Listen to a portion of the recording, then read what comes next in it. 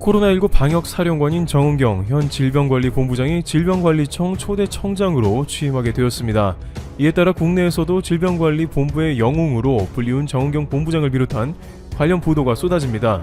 질병관리본부는 오는 12일부터 질병관리청으로 승격해 감염병 대응 총괄 기관으로서 위상이 강화됩니다. 정원도 기존 대비 42% 순증하며 1476명 규모로 커지는 등 대폭 정비된 모습인데요. 그 이유는 정부가 6월 발표한 당초 개편안은 질병관리청의 연구 기능을 보건복지부로 이관하며 정원을 대폭 축소해 무늬만 승격이 아니냐는 논란이 일었으나 이번 재개정안은 질병관리청 정원을 크게 늘렸습니다. 특히 전체 시도에 전담 조직을 설치하는데 최근 의사파업 등으로 드러난 사실 중에 하나는 지방의 의료계 인력이 절대적으로 부족하므로 이번 기회에 관련 인력이 보충되어서 앞으로 질병 관련한 업무에 숨통이 트이는 국면으로 전환되기를 바라는 목소리가 다방면에서 들려오는 것입니다. 당시 악화된 국민 여론에 문재인 대통령까지 나서 전면 재검토하라는 지시를 내린 바 있습니다. 이는 코로나19 장기화 및 앞으로 이런 전 세계적 감염이 생길 때를 비롯 각종 질병에 대해 효율적으로 대처하기 위한 포석으로도 해석되고 있습니다. 한국 코로나19의 상징적 인물이 승진했다는 소식이 나오자 전 세계의 각종 언론들, 특히 일본에서도 관련한 보도가 송출되고 있는 모습입니다. 지난 5월 코로나를 극적으로 가라앉힌 한국을 두고 요미우리 신문은 진정한 영웅이 한국에 등장했다며 극찬한 바 있습니다.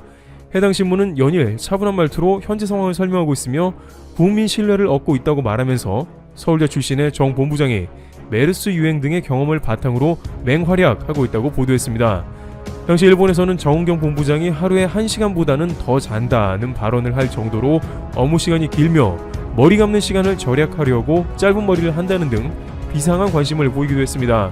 미국 유력 일간지 월스트리트 저널도 일관되고 솔직한 언급, 정보에 근거한 분석을 하고 있다고 보도하면서 한국 사람들은 본능적으로 정 본부장을 신뢰하고 그의 말을 사실이라고 믿는다고 보도했습니다. 주한미군 사령관인 로버트 에이브럼스조차 트윗을 통해서 정 본부장을 비롯해서 질병본부의 활약을 극찬했는데 특히 24시간 동안 지치지도 않으며 강해지고 있다고 직접 언급하기도 했습니다.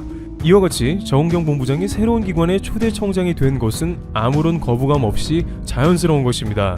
그런데 일본 언론 및 네티즌들의 반응은 지난 5월에 극찬한 바와는 달리 다소 거리가 멀어졌다고 하는데요. 산케이 같은 경우에는 정은경 본부장이 WHO의 총장으로 출마할 가능성을 논하면서 그렇다면 일본에서도 가만히 있지 말고 한국에 대응하는 WHO 총장 후보를 내야 한다고 밝혔습니다. 특히 일본은 한국이 국제무대 수장을 하는 것에 예민한데요.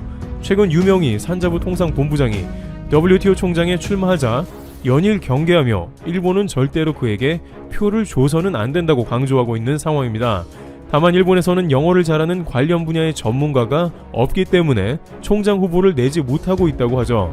과거에는 반기문 유엔 총장이 입후보했을 때 일본에서 끝까지 한국의 반대표와 기권표를 던졌었다며 트럼프 행정부의 특별안보보좌관 볼턴이 자신의 자서전에 일본의 행동을 적나라하게 밝힌 바 있습니다. 그러다 보니 한국에서 만약 정은경 본부장이 승진하여 질병관리청장이 된다면 그만큼 커리어가 쌓이게 되며 WHO 총장으로 가는 교두보가 되는 게 아니냐는 것입니다. 안 그래도 일본은 한국의 감염자가 늘었다고 하기만 하면 각종 언론에 한국의 방역이 무너졌다고 대서특필합니다. 또한 네티즌들은 K방역 성공했다더니 꼴 좋구나 혹은 한국 정부가 정치적으로 활용하는 K방역의 최후라는 댓글이 거의 항상 베스트를 받고 있습니다. 한국의 방역이 자랑하더니 결국에는 확산이 되고 있다거나 혹은 K방역은 실제로는 집권여당이나 대통령의 정치적 권한을 강화시킬 수단으로만 이용당할 뿐이고 실제로 한국의 방역은 대단할 것은 없다는 것입니다. 특히 이번 한국의 3차 확산 때 일본 언론의 보도를 비롯 대중들의 반응은 더 심했습니다. 일본은 방역이 무너져 1000명 이상의 확진자가 대거 나오고 있었고 그 가운데 아베 총리까지 사임하는 등 사회적으로 분위기가 많이 좋지 않은데 한국이 잘하고 있다는 뉴스가 일본에 곱게 들릴 리가 없는 것입니다. 일본의 데일리 온라인은 다소 황당한 논리도 전개하는데요.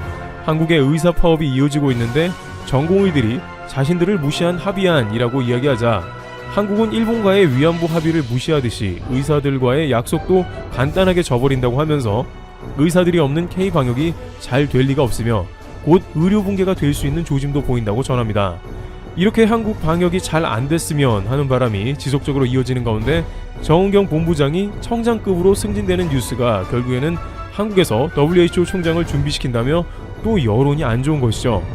여기에 단골처럼 등장하는 레파토리는 한국이 친중국 국가이기 때문에 WHO 총장이 나오면 안 되니 정은경 본부장이 승진해서 총장 자리에 앉게 되면 WHO는 중국의 입김이 더 세진다는 것입니다. 상케이는 누누이 WHO 총장을 교체하는 이유로 친중국 성향을 예로 들었습니다. 테드로스 총장이 중국의 말을 잘 들어 이번 팬데믹을 악화시키는 데 상당한 기여를 했는데 한국은 친중 국가이므로 WHO 총장이 한국에서 나오면 중국의 영향력이 강화되고 이를 일본에서 막아야 한다는 것입니다. 게다가 일본은 자신들은 미국과 관계가 좋은데 트럼프 대통령은 WHO가 중국의 꼭두각시라며 WHO에서 탈퇴하려고 한다는 것입니다. 이렇게 되면 한국을 속국으로 보는 중국이 영향력을 발휘해서 WHO가 몰락한다는 것입니다. 32년 전에 WHO 총장을 배출했던 일본이므로 가만히 있으면 안 된다는 것입니다. 또한 일본은 의료보험을 비롯해서 각종 보건, 의료 분야에서 우수한데 단순히 한국이 초기에 방역을 잘했다고 해서 WHO 총장을 헌납하는 것은 말이 안 된다는 것입니다.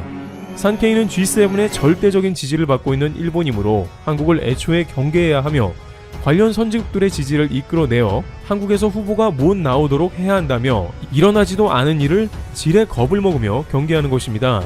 그런데 실제 상황은 그리 좋은 것 같지는 않습니다. 왜냐하면 전 세계적으로 보면 이번 팬데믹 사태에서 가장 잘한 나라로 한국이 언급되고 있기 때문입니다. 굳이 언론사를 일일이 나열하기 힘들 정도로 한국은 주목을 받았으며 이런 나라에서 WHO 총장이 나온다 한들 큰 이견이 없을 것으로 파악되고 있습니다. 게다가 그 중심에서 진두지휘한 정은경 본부장이 국민들의 막대한 지지를 등에 업고 WHO 총장에 나서게 되면 한국뿐 아니라 전 세계에서 응원할 것으로 보입니다. WHO 자체에서도 한국에서 진행되는 코로나19 관련 연구를 참가하고 싶다며 일찌감치 한국의 방역 성과를 높게 평가한 바 있습니다. WHO는 한국의 방역을 세계적 표준으로 만드는 데 참고한 것입니다. 그리고 그 가운데에 정은경 사령관이 있는 것이죠. 반면 그 가운데 일본의 방역 지침이나 성과는 거의 언급되지 않아 대조를 이루고 있습니다. 오히려 일본이 섣불리 방역을 완화하게 된다면 2차 대유행을 맞게 된다고 경고하기도 했습니다. 또한 현재 WHO 테드로스 총장이 늑장 대응 및 중국과의 관계 등으로 적지 않게 욕을 먹은 반면에 정은경 질병관리본부장은 전세계 언론이 SNS도 하지 않고 자화자찬도 없는 겸손한 수장이라며 극찬한 바 있기 때문에 누구보다도 WHO 총장의 중요성을 인식하고 있고 차기 총장만큼은 검증된 실력파가 앉아야 한다는데 공감하고 있어 가장 적격인 인물로도 손색이 없다는 것입니다. 최근 한국은 3차 감염 여파를 잠재우며 다시 100명대로 감소하는 단계에 있습니다.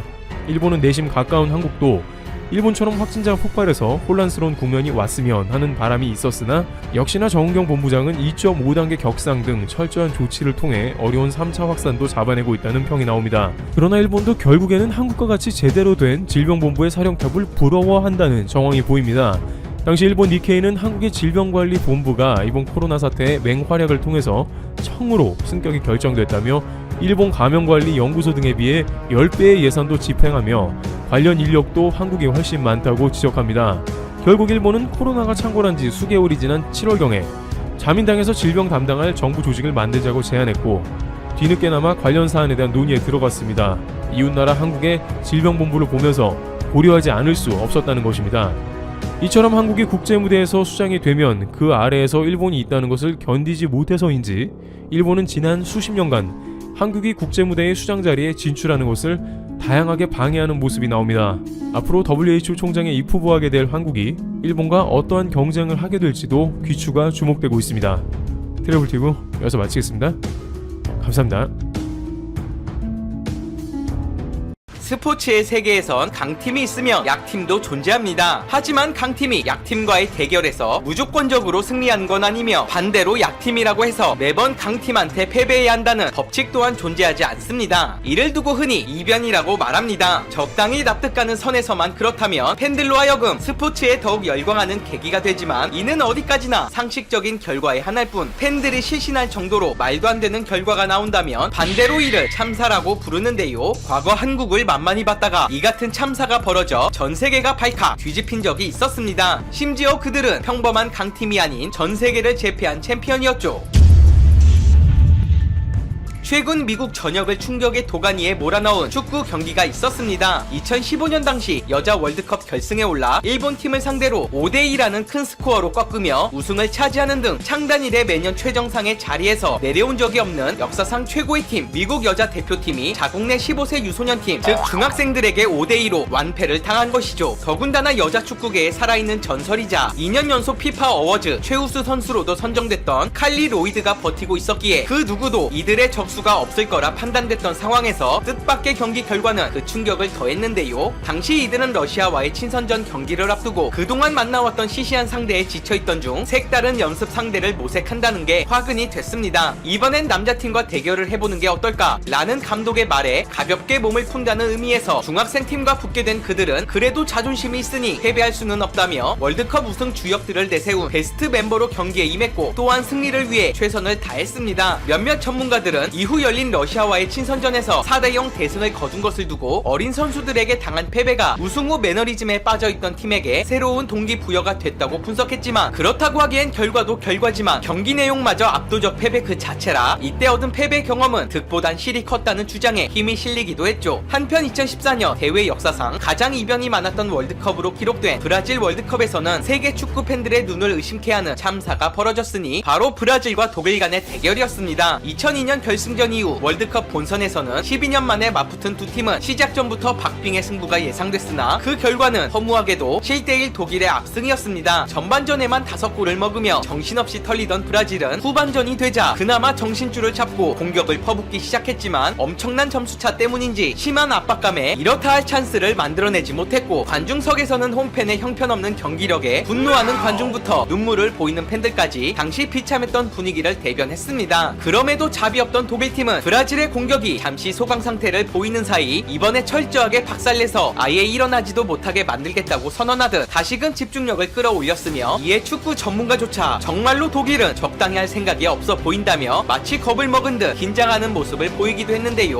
후반 교체로 들어온 필립 람마저 또다시 득점을 한 상황 속에 6대0이 되자 자리가 없어진 TV 중계 화면에서는 득점자 리스트가 스크롤로 움직이기 시작했고 후반 33분 쉬를레의 마지막 하프 발리슛까지 성공함으로써 해탈한 브라질 관중들은 더 이상 자국팀을 비난하길 포기하는 대신 독일팀에게 기립 박수를 보냈습니다. 한 골만 먹어도 그날 잠을 못 잘 정도로 극심한 스트레스를 받는 골키퍼 포지션의 특성상 한 경기에 그것도 홈에서 7골을 내줬으니 이에 망연자실한 브라질 키퍼 세자르는 다리가 풀린 채 그라운드에 쓰러지고 말았죠. 충격적인 대패에 브라질 국민들은 길거리에서 국기를 태우거나 물건을 부시는 등 격분했고 한 축구팬은 뺨을 심하게 맞은 기분이다. 너무 창피하고 내 평생 이렇게 굴욕적인 날은 없었다는 반응을 보이기도 했습니다. 그렇다면 과연 한국의 이변을 일으킨 경우는 없을까? 결코 아닙니다. 오히려 2018년 러시아 월드컵 당시 영국 언론이 선정한 10개 이변 중 무려 2경기가 한국전에서 나온 경기였는데요. 데일리 메일은 과거 2002년 이탈리아전을 비롯 2018 러시아 월드컵 조별리그 3차전에서 한국이 2014년 우승국인 독일을 2대0으로 누른 것을 월드컵 역사상 최대 쇼크 2위에 선정했고 한국이 80년 만에 독일의 조별리그 탈락을 안겼다. 독일은 비탄에 잠길 수밖에 없었다고 평가했습니다. 비록 16강 진출에는 실패했지만 적어도 한국이 세계 축구사에 확실한 기록을 남겼다는 점에서 전혀 소득 없는 월드컵은 아니었던 셈이죠. 하지만 한국이 만들어낸 기적 중 이런 건 상대도 되지 않을 만큼 전 세계 축구 팬들이 입을 모아 말하는 최강의 이변이 있었으니 바로 수원 삼성과 바르셀로나와의 친선 경기였습니다. 2002년 4강의 전율이 아직 가시지 않았던 2004년 당시 해외에서도 더 이상 축구 변방이 아니었던 한국은 그 명성 덕분인지 전에 없던 거물팁을 섭외하며 그들을 안방으로 불러들이는 데 성공했습니다. 이날은 평일 저녁 그것도 단순 친선전임에도 불구하고 워낙 빅 이벤트라 지상파를 통해 전국으로 송출되기도 했는데요. K리그 골수팬이 아니라면 도저히 누군지 알 수 없는 수원 선수들에 비해 당시 최전성기를 누리고 있던 호나우딩요와 사비, 푸올 등 월드 클래스가 질비한 바르셀로나와의 경기 결과에 대해 팬들은 100이면 100 바르셀로나의 압승을 예상했습니다. 아니나 다를까 그들은 전반 시작부터 적극적인 공세를 펼치며 수원의 골문을 흔들었고 단 한 번의 전진 패스에 수원의 수비라인 전체를 뚫어버린다거나 측면에서 올라오는 크로스와 코너킥까지 하나하나 득점과 연결될 뻔한 아찔한 장면을 연출했습니다. 하지만 가만히 당하고만 있을 수원이 아니었습니다. 전반 중반이 되자 반격에 나선 수원은 2명의 수비형 미드필더를 바탕으로 바르셀로나 선수들을 끊임없이 압박했고 이는 경기의 주도권을 잡아나가는데 중대한 전환점이 됐습니다. 후반전부터는 오히려 당황한 쪽은 수원이 아닌 바르셀로나였는데요. 기존 3-4-1-2 시스템에서 4-4-2로 변경한 차범근 감독은 이를 통해 보다 유기적인 공수 전환과 함께 마지막 한 번의 기회가 왔을 때 모든 것을 걸겠다는 전략을 구상하고 있었습니다. 이후 경기의 양상은 전반과는 달리 매우 격렬하게 진행됐습니다. 김동현의 투입 이후 그의 제공권을 활용한 공격을 여러 차례 시도하는 한편 수비에서는 푸열과 최성용이 치열한 볼 쟁탈전을 벌였습니다. 하지만 그저 친선일 뿐이라 여기며 대충 경기에 임한 바르셀로나와는 달리 반드시 이기고자 하는 수원의 승부욕을 90분간 맡기는 역부족이었고 마침내 후반 32분 무려 30m 거리에서 얻은 프리킥을 용병이었던 우르모브가 왼발 장거리 골을 성공시키며 이날 경기의 쐐기를 박아 넣었습니다. 예술과 같은 프리킥에 경기장 분위기는 잔뜩 달아올랐고 수원 서포트 그랑블루 역시 기쁨을 주체하지 못하는 모습이었는데요. 결국 경기는 1대0으로 막을 내렸고 수원은 세계적 명문 바르셀로나를 잡아내는 이변을 연출하며 그야말로 상상으로도 힘들었던 결과를 만들어내는데 성공했습니다. 워낙 말도 안 되는 결과 때문일까 논란은 경기가 끝난 후에 터져 나왔습니다. 박지성 이후 한국엔 수많은 해외 축구 팬들이 생겨났는데 그들 사이에서 신격화되는 팀 중 하나였던 바르셀로나가 허무하게 패배했다는 게 도무지 믿기질 않았는지 그들을 중심으로 인터넷 커뮤니티들은 키보드 배틀로 과열되기 시작했는데요. 이는 바르셀로나의 감독이었던 레이카르트가 패배에 크게 불쾌한 기색을 드러내며 노골적으로 성의 없는 인터뷰를 했고 평소 이빨을 드러내며 웃기로 유명한 호나우딩요마저 신경질적인 반응을 보인 것이 촉매제가 됐습니다. 그들은 수원이 무의미한 승리를 위해 더티 플레이를 했다며 비난함과 동시에 그저 친선을 즐기러 온 손님에게 해서는 안 될 짓을 저질렀다는 등 무논리가 난무하기도 했는데요. 물론 웬만한 축구 팬들은 수원이 딱히 거칠게 대한 것이 아닌 바르셀로나 선수들이 부상을 우려해 지나치게 몸을 사렸으며 이 때문에 수원이 다소 거칠어 보였다는 것 정도는 모두가 알고 있었습니다. 다만 친선 경기임에도 팬들 앞에서 몸을 사리지 않고 최선을 다한 것은 수원팀이며 정작 바르셀로나